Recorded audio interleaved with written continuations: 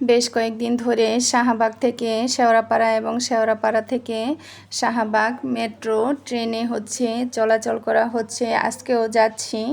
আজকে আমার রিপোর্ট আনতে যাচ্ছি আর কি। তো গিয়ে রিপোর্ট যখন নিয়ে আসার সময় যখন শাহবাগ দাঁড়িয়ে আছি তখন দেখলাম যে প্রচণ্ড বৃষ্টি হচ্ছে।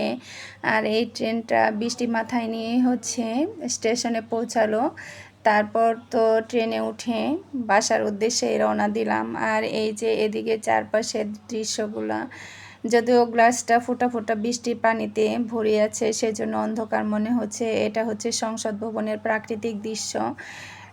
এই ফোঁটা ফোঁটা না থাকলে অনেক বেশি সুন্দর লাগতো। একদম মাঠের মধ্যে সবুজ ঘাসগুলো অনেক বেশি সুন্দর।